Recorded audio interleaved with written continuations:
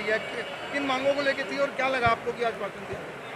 साझा मोर्चा की प्रदेश सरकार के साथ पूर्व में 4-5 दौर से बातचीत हुई है, जिसमें कर्मचारियों को मांगों को जायज़ मानते हुए सरकार ने ये कहा था कि हम इनको परिपत्र जारी करेंगे और लागू करेंगे। लेकिन बड़े खेद के साथ कहना पड़ रहा है कि 17 जुलाई को माननीय परिवहन मंत्री असीम गोयल की अध्यक्षता में और मुख्यमंत्री के राजनीतिक सलाहकार वी उमाशंकर और विभाग के सभी उच्च अधिकारी उस बैठक में शामिल थे, जिसमें कर्मचारियों की 9 से 10 मांगों के बीच में समझौता हुआ था, सहमति बनी थी और ये आश्वस्त किया गया था कि हम इन मांगों को जल्द लागू कर देंगे।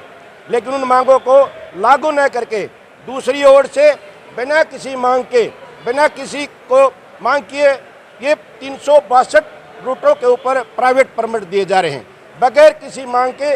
जो इलेक्ट्रिक बसें रोडवेज बेड़े में शामिल की गई हैं, जो बहुत महंगे रेटों पर ठेके में ली गई हैं, सरकार द्वारा, देखिए बड़े विचित्र बात है, सरकार द्वारा आम जनता को रियायती दरों में फ्री की सुविधा या कोई कुछ थोड़ा बहुत किराया लगे, उनमें ये सुविधा भी लागू नहीं है।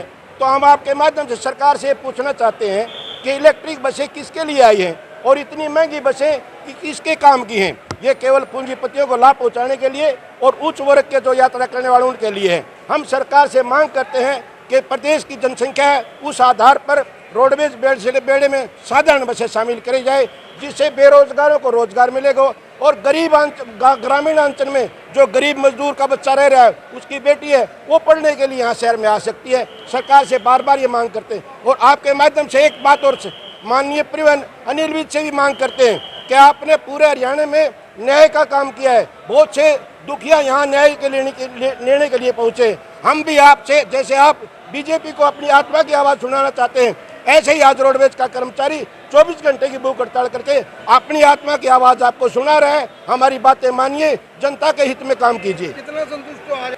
हम तो प्रशासन का काम है ये काम करना और हमारा काम है जो जनता हित की और कर्मचारियों के हित की समस्याओं को लगातार उठाए रहना। अगले चरण के अंदर हमारी जो ये भूख हड़ताल 6 चरण में थे, जिसका तीसरा चरण पूरा हो गया है और जो छठा चरण है 5 मई को पूरा होगा और 8 जून को यहीं न्याय मंत्री जो हैं, हमारे न्यायकारी मंत्री माननीय श्री अनिल विज की गृह क्षेत्र में न्याय मार्च निकाला जाएगा। कितने दिन से भूख हड़ताल? ये भूख हड़ताल कल से शुरू हुई थी 12 बजे से। आज 12 बजे इनको जूस और केले दे के समाप्त करवाई गई है। इनकी मांगे जो भी हैं वो आगे प्रशासन को दे दी जाएंगी और उम्मीद है कि प्रशासन द्वारा वे पूरी भी करेंगे। जीएम साहब, हाईकोर्ट की वजह से, अर्जेंट डेट की वजह से उन्हें जाना इनको बार बार स्ट्राइक करनी पड़ती है, इनकी मांगों को कुछ ना कुछ कमियां और कुछ इनकी ज़रूरतें जैसी इनकी मांगे हैं उस हिसाब से पूरी नहीं हो रही हैं, जिस वजह से इनको तो अब लगता है आपको कि इनकी मांग मानी जाएगी? अगली हड़ताल वो प्रशासन का काम हो।